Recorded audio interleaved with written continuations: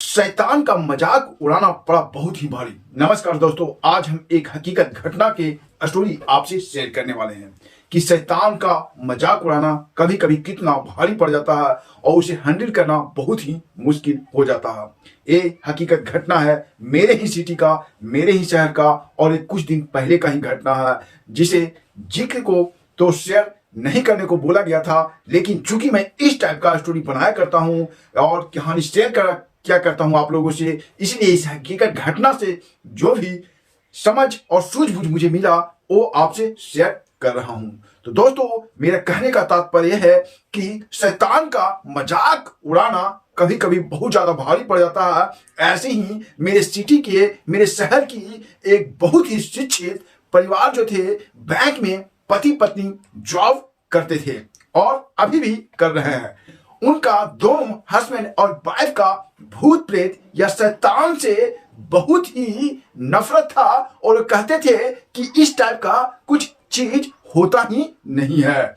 और वो हमेशा जब भी साधु संत को देखा करते थे तो उसे देख करके खिल्ली उड़ाया करते थे। यहां तक कि अगर कोई मजार कह ले या कोई अघोरी बाबा कह ले, वो सब कुछ भी इस टाइप का टिप्पणी किया करता था तो उसे देख करके वो उपहास उड़ाया करते थे। और बैंकर जो थे, बैंक के जो मैनेजर थे, जिनका नाम कुछ भी हो, अब मैं डिस्क्लोज करना नहीं चाहता हूं इस वीडियो में, वो हमेशा ऐसी ऐसी जगह पे जाया करते थे जहां पे लोग जाने से बहुत डरता है। लेकिन वो एक कहते थे कि मुझे इस टाइप का चीज से कभी कुछ डर लगता ही नहीं है, कुछ होता ही नहीं है।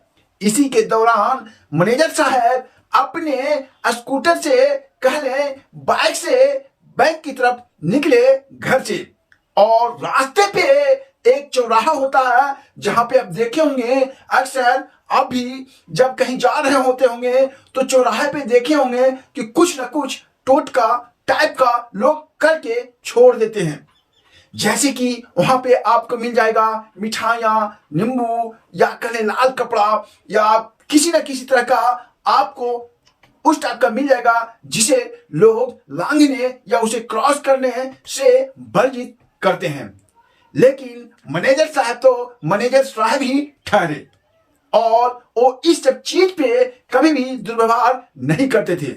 वहीं पे मैनेजर साहब जब उस चौराहे से गुजर रहे थे तो देखे कि चौराहे के बीचों बीच में करीब करीब 1.25 किलो से ज्यादा मिठाइयां पड़ी हुई थी और वहीं पे लाल कपड़ा में बहुत अच्छा कुछ नींबू पड़ा हुआ था, कुछ मिर्ची पड़ी हुई थी और बहुत सारा चीज ऐसे आइटम पड़े हुए थे जो इनको लगा कि कोई यहाँ पे साला पागल ही होगा जो ये सब कुछ बर्बाद करने के लिए यहाँ पे फेंक दिया है।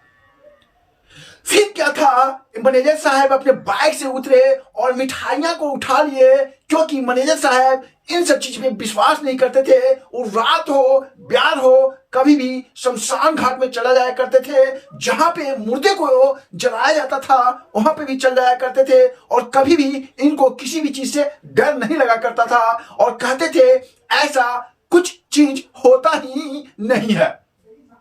फिर क्या था, मैनेजर साहब वो सारी मिठाइयां जो उस चौराहे के बीचों बीच में पड़ा हुआ था, मिठाइयां उठा लिए, नींबू उठा लिए, मिर्च उठा लिए और लाल कपड़ा था वो उठा लिए और अपने बैंक की तरफ चल पड़े।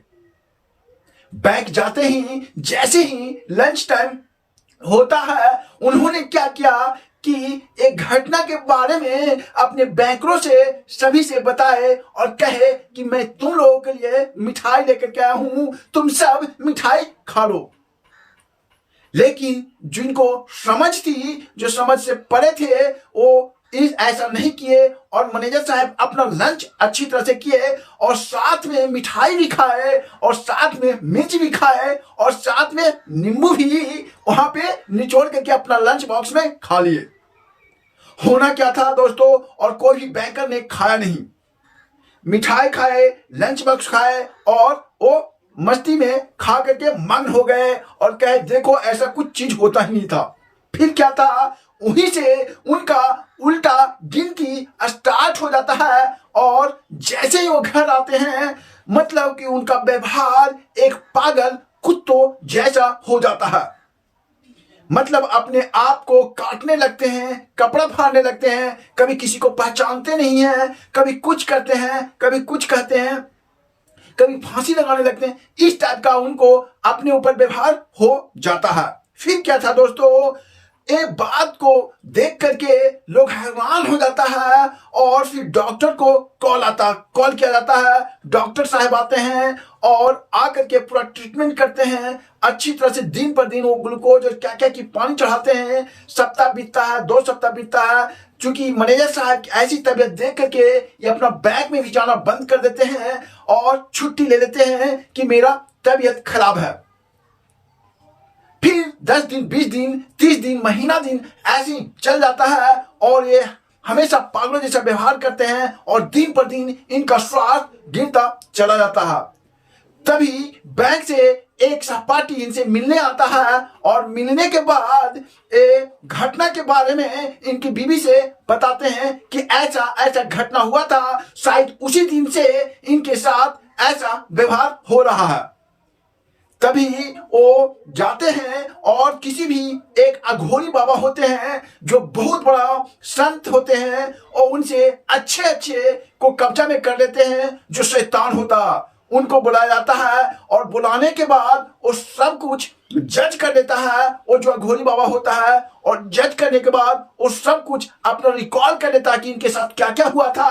और उसके बाद में कहता है कि मैं कुछ नहीं कर सकता क्योंकि ये बहुत बड़ा शैतान है। अगर हम कुछ करते हैं तो मुझे भी जीने नहीं देगा। लेकिन वाइफ है रोने लगती है, बिलखने लगती है और कहती है कि कुछ तो कीजिए बाबा। तभी अघोरी बाबा कहते हैं हाँ तो मैं रिस्क ले लेता हूं अपने ऊपर, चलिए मैं जो जो सामान बोलता हूं वो ले आइए। वो पूरा सामान वो औरत उठाकर ले आती है बाजार से और उसके बाद में अघोरी बाबा वही तंत्र मंत्र करते हैं और करने के बाद उसी चौराहे पे जाकर के फेंकने को बोलते हैं और कहते हैं मैं इसको अपने बक्स में कर लेता हूं। और एक लोटे में पानी भरते हैं, पानी को मंत्र जपते हैं और उसके बाद में वो पी जाते हैं और कहते हैं मैं इसे शमशान घाट पे ले जाकर के छोड़ दूंगा। तो दोस्तों आपने देखा कि कैसे किसी भी चीज को लोगों को उपहास नहीं मनाना चाहिए। इस दुनिया में कुछ हो या ना हो, लेकिन हमें मानने और ना मानने से कुछ नहीं होता है। हमें सजग रहना चाहिए, जागरूक रहना चाहिए। कोई अगर बोल रहा है कि ऐसा होता है, बस मुझे करना हाँ होता है क्योंकि मैं इस दुनिया से अलग नहीं हूं और कुछ भी हो सकता है। तो दोस्तों इस कहानी से आपको क्या सीख मिलता है, प्लीज इस वीडियो के नीचे कमेंट करें और जय श्री राम, जय हनुमान, जय भगवान इस वीडियो के नीचे लिखना न भूलें। धन्यवाद दोस्तों, बाय बाय, टेक केयर।